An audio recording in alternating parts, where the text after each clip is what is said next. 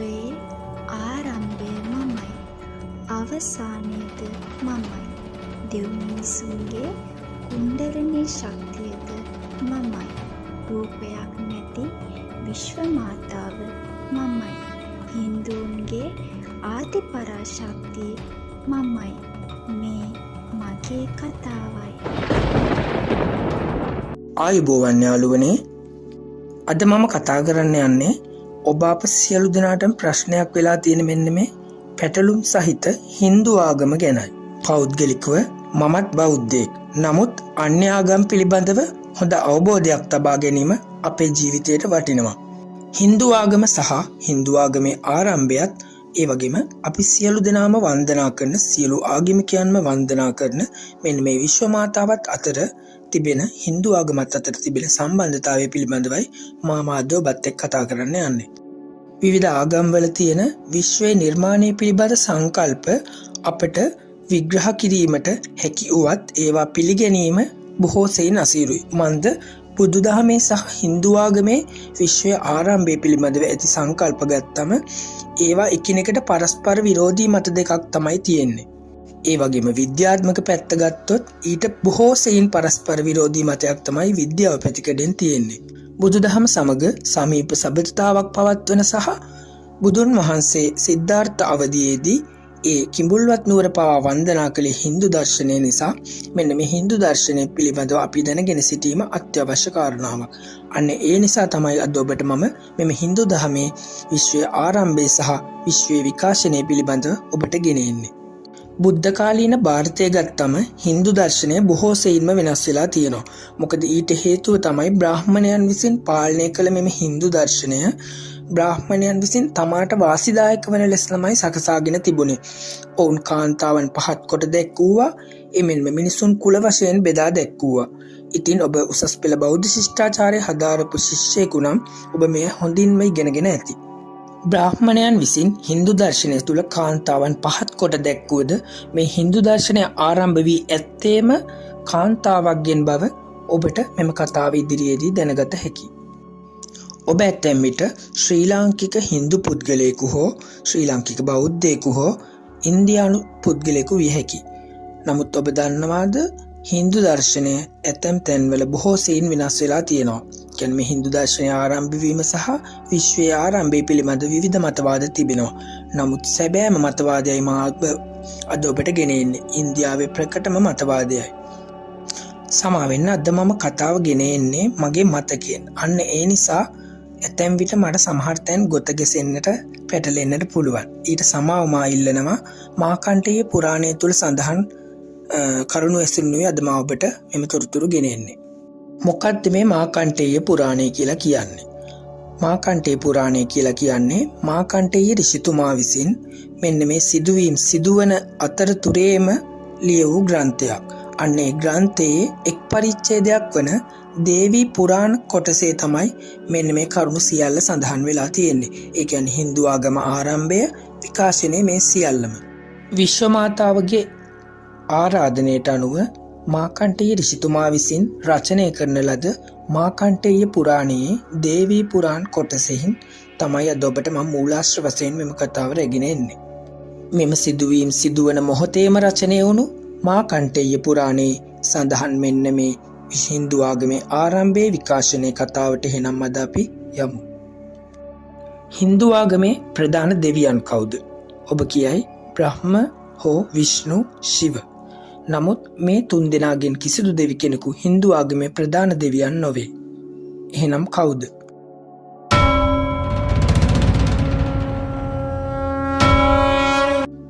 හරි. මෙන්න මෙහෙමයි කතාව පටන් ගන්නෙ. ඔබ දැන් බලනවා ඇති මොකද මේ පසුබිම අන්ධකාරය කියලා. මේ තියෙන අන්ධකාර වූ විශ්වයයි.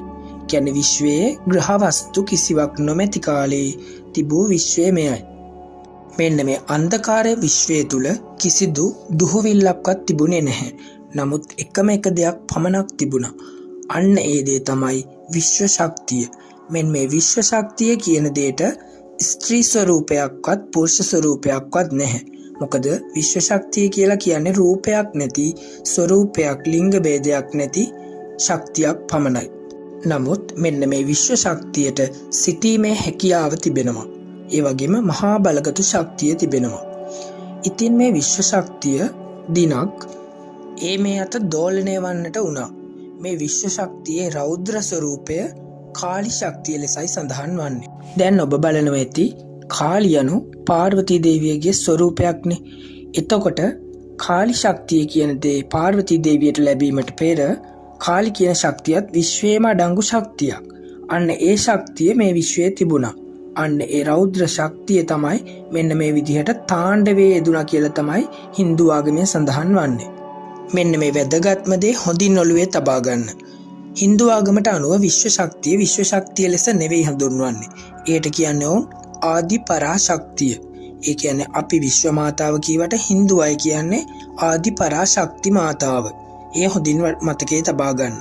මොකද කතාව ඉදිරියේදී මම විශ්ව මාතාව ආදි පරාශක්ති මාතාව ලෙසයි හඳුන්වන්නේ. අන්න ඒ නිසා මේ දෙදෙනාම එක්කෙක් බව හොඳින් මතක තබා ගන්න. ඉතින් මෙන්න මේ ආකාරයට ආදි පරාශක්තිය හැමත් නැත්නම් විශ්ව ශක්තිය මේ විදිහට රෞද්‍ර තාණ්ඩවයේ යෙදෙන විට ඒන් දූවිලි හට ගන්නට වුණා. ජල අංශු ගින්දර මේ සියල්ල හට ගන්නට වුණා. මෙන්න මේ නිසා මේ දූවිලි ගිනිගෙන එකට එක් වී කැටි වී ග්‍රහලෝක තාරකා ආදිය නිර්මාණය වුණා. අන්න ඉන්පසු සෞරග්‍රහ මණ්ඩල එවැනි ග්‍රහවස්තු සියල්ල බිහි වුණා. ඉන්පසු ජීවයට සුදුසු ග්‍රහලෝක පවා බිහි වුණා. කාලයක් තිස්සේ සිදු වූ ක්‍රියාවලියක් ලෙසයි මේ මාකන්ඨේ පුරාණය තුල සඳහන් වන්නේ. නමුත් මේ ජීවයට සුදුසු අල්ප වූ ග්‍රහලෝක තුල තවම කිසිදු ජීවයෙකු නැහැ. තිබෙන්නේ විශ්ව ශක්තිය පමණයි. විශ්ව ශක්ති මාතාව පමණයි. ජීවයට ඊටාම සුදුසු සෞරග්‍රහ මණ්ඩලයේ පිහිටි පෘථිවි ග්‍රහලෝකයේ වෙත විශ්ව මාතාව පැමිණියා.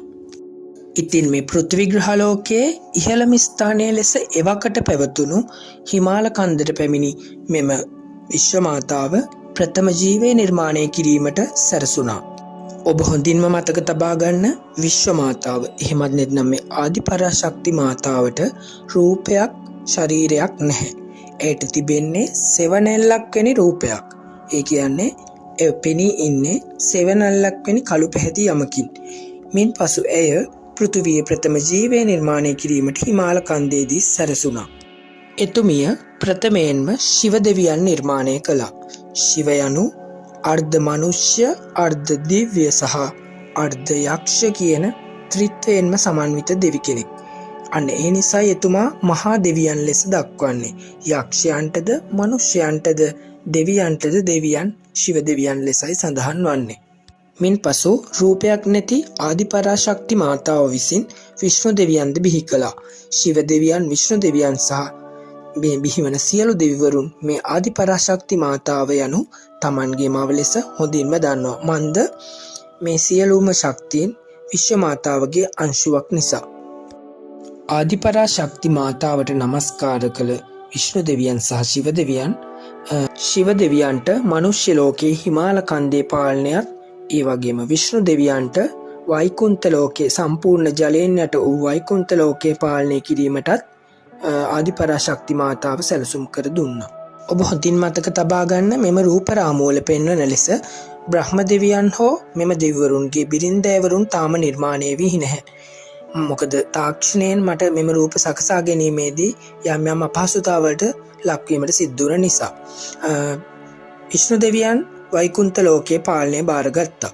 වෛකුන්ත ලෝකයේ ජලයෙන් යට වී ඇති නිසා විෂ්ණු දෙවියන් වෛකුන්ත ලෝකයේ ශේෂ්නාග දරණයට නින්දෙහි සිටියා. මෙන්න මේ වෛකුන්ත ලෝකයේ ජලයෙන් ඉහළ කොටස බ්‍රහ්ම ලෝකයයි. ජලයෙන් පහළ කොටස වෛකුන්ත ලෝකයයි. එයත් ඔළුවේ තබා ගන්න.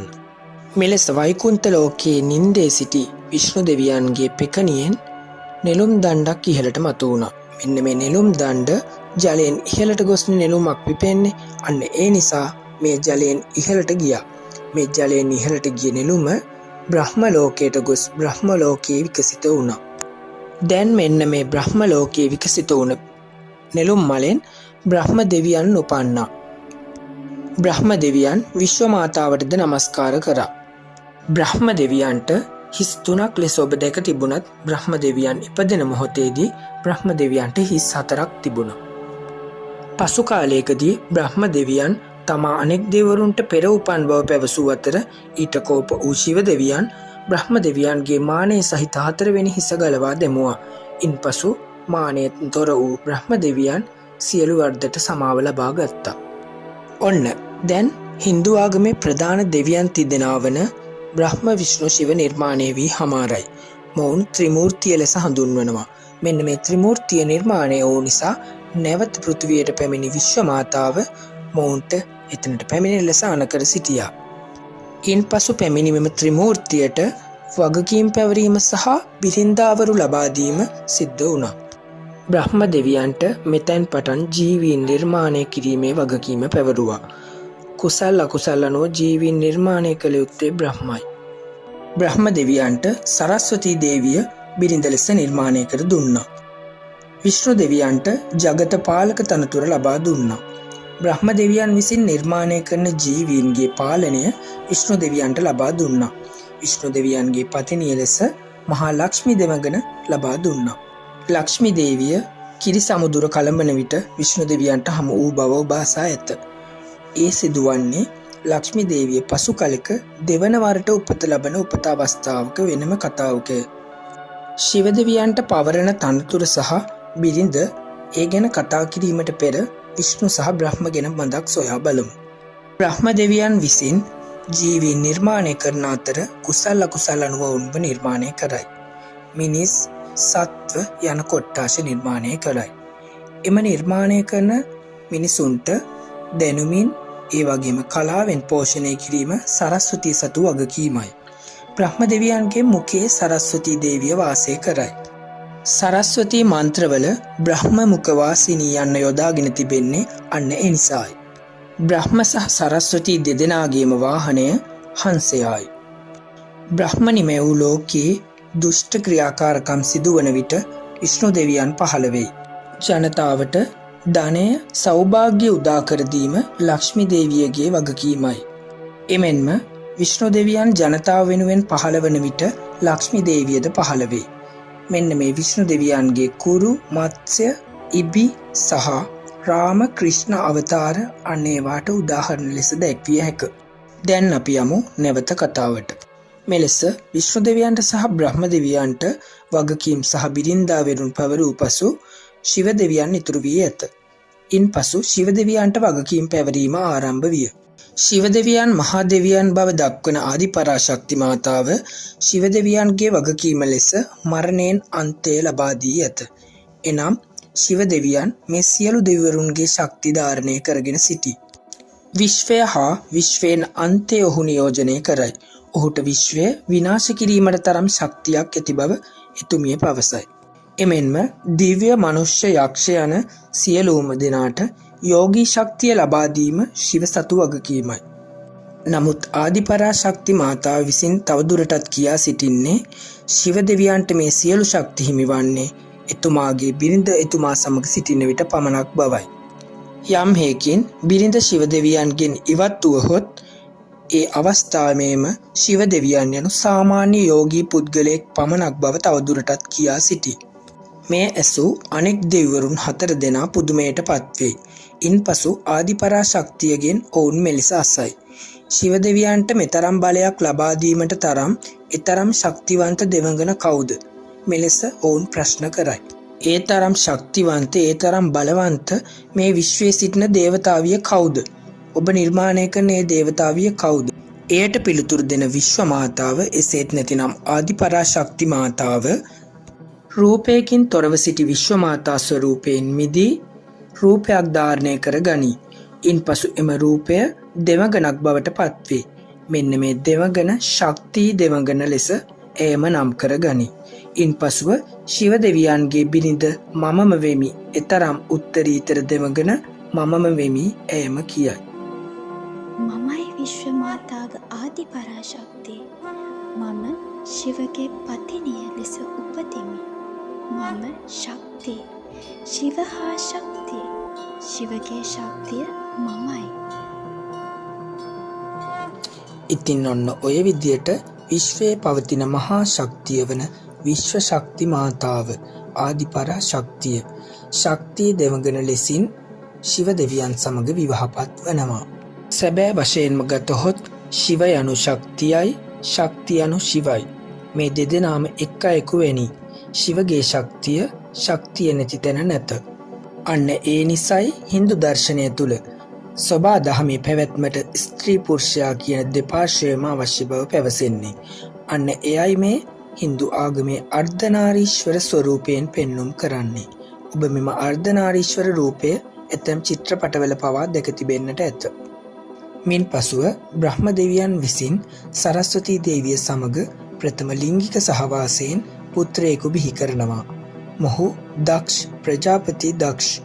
ඉන් පසුව දක්ෂට මනුෂ්‍ය ලෝකයේ රජකම බාර දෙනවා.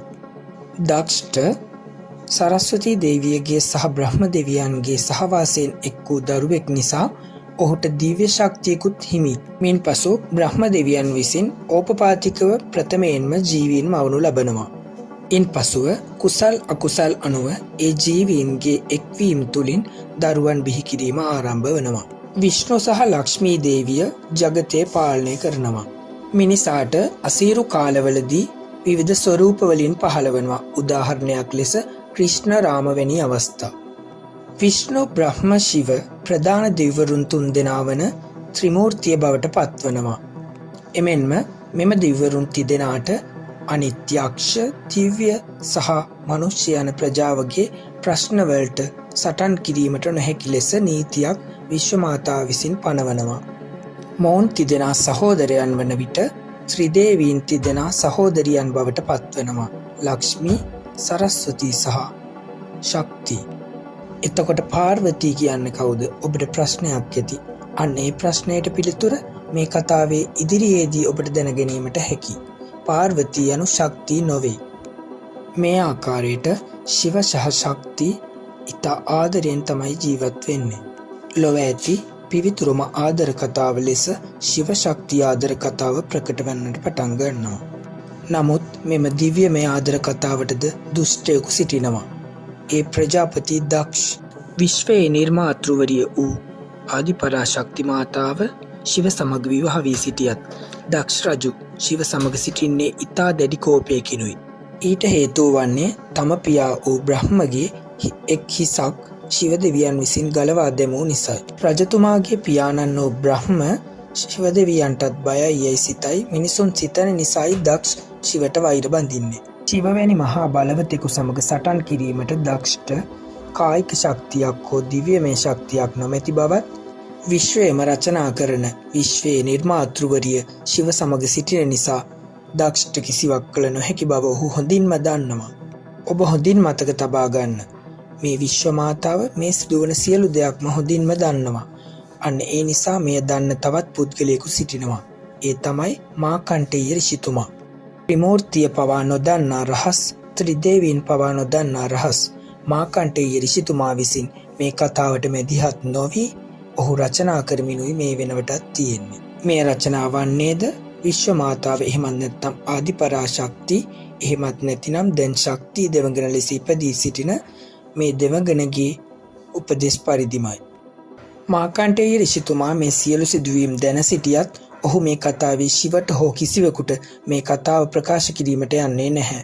මොකද එම කතාව විශ්ව මාතාවගේ රචනයක් අනුව සිදුවන කතාවක් බැවින් එය අනිවාර්යෙන් මාකන්ටේය ඍෂිතුමා විසින් මාකන්ටේය පුරාණය තුර රචනා කළ යුතුම කාරණාවක් නිසා. ඔන්න ආයෙත් කතාවෙන් පිටපැන්න, මට සමා වෙන්න. දැන් දක්ෂ රජු විසින් ශිවට රිදවිය හැකි උපායක් කල්පනා කරනවා. මෙම උපායට අනුව ශිව යෝගී අවස්ථාවක සිටින අවස්ථාවේ කෛලාශ කන්දට ගිය දක්ෂ රජු වහා ගොස් ආදිපරාශක්ති මාතාව හමුවනවා. ශිව දෙවියන් නොමැති මෙම අවස්ථාවේ දක්ෂ රජු විසින් ආදිපරාශක්ති මාතාවට මෙලෙස කියනවා. දේවියනි, ඔබතුමිය මේ විශ්වයේ නිර්මාතෘවරියයි. ඔබතුමිය මහා බල සම්පන්න දේවතාවියයි. ඔබ සියලු බැතිමතුන්ට කරුණාව දක්වයි. ඔබතුමියගේ ඉහළ බැතිමතා මා වෙමි. එනිසා මගේ ඉල්ලීම සලකා බලන්න. ලෝකෙම රචනා කළ විශ්ව මාතාවට මේ සියල්ලම වැටහෙනවා. නමුත් ඇය තවත් කතාවක රචනයකටයි මේ සූදානම් වන්නේ. දක්ෂ මෙලෙස කියනවා. දේවියනි, මට දියණියන් දෙදෙනෙකු සිටි බව ඔබතුමිය දන්නවා. ඔවුන් දෙදෙනාම විවාහ කර දුන්නේ හිරණ්‍ය කශ්‍යප ඍෂිතුමාටයි. ඍෂිවරයෙකු කායික සබඳතාවකින් තොරව බිරිඳව ගැබ් කරන අතර මෙලෙස මගේ දියණියන් දෙදෙනාම ගැබ් ගන්නවා. මගේ දිතේ දියණිය වෛරයෙන් හිටි අතර ඇය ඒ වෛරය නිසා අසුරයන් බිහි කරනවා. අසුර ලෝකයේ රැජින බවට පත්වනවා. එය අසුරයන්ගේ මවයි. ඉන්පසු ඇය පාතාල ලෝකයේ තම ලෝකය කරගෙන අසුරයන් සමග ජීවත් වනවා. මගේ වැඩිමල් දියණිය වූ අදිති ඇය ඊටාම කාරුණික ස්ත්‍රියක්. ඇය ගැබ් කාලය ගත කරන්නේ ඉතා සතුටින් සහ සාමකාමීවයි. අන්න ඒ නිසා ඇය දිව්‍ය දරුවන් බිහි කරනවා. පංචභූත දිව්‍යවරුන් වන වායුව, අග්නිය, අකුණු සහ ජලය එවැනි ඉන්ද්‍ර එවැනි දිව්‍යවරුන් ඇය බිහි කරනවා. ඉන්පසු ඇය ඉන්ද්‍ර වැනි දිව්‍ය ලෝකවල තම දරුවන් සමග සතුටින් සිටිනවා. දැන් මමයි මගේ බිරිඳයි තනිව ජීවත් වෙමි.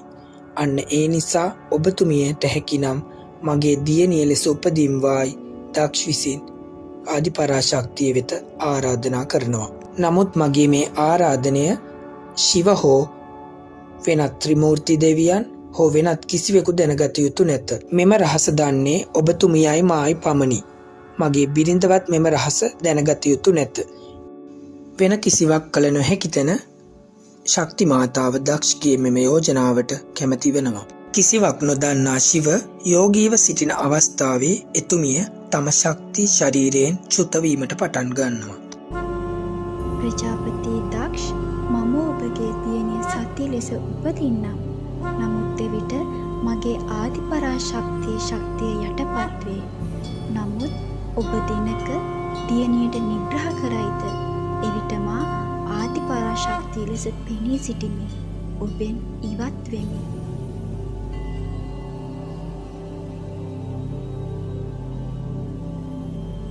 ආදිපරාශක්ති මාතාව දක්ෂගේ දියණිය සතී ලෙස දෙවනවර උපත ලබනවා. යෝගයෙන් අවදි වූ ශිව තමාගේ ශක්තිය හීන වී ඇති බව දැනගෙන ශක්තිය තමා අතහැර ගොස් ඇති බව හොඳින්ම වටහා ගන්නවා. මොකද මම කලින් පැවසූ විදිහටම ශිවගේ ශක්තිය යනු ශක්තියයි. ශිව ඊතා වේදනාවෙන් උමතුවට පත්ව නැවත යෝගීවරයෙක් බවට පත්වනවා. මේ සිදුවීම් කිසිවක් නොදන්නා බ්‍රහ්ම විෂ්ණු සහ සරස්වතී ලක්ෂ්මී දෙවඟනනුත් මෙන්න මේ ශිවගේ මේ වේදනාබර වෙන්වීම දැක ඊතා වේදනාවට ඔවුනුත් පත්වනවා. ඉතින් තමාගේ ශක්තිය වූ ආදිපරාශක්ති සතී ලෙසින් නැවත ශිව සොයා ගනීද? ඊළඟ කතාවෙන් අපි ඒ පිළිබඳව සොයා බලමු.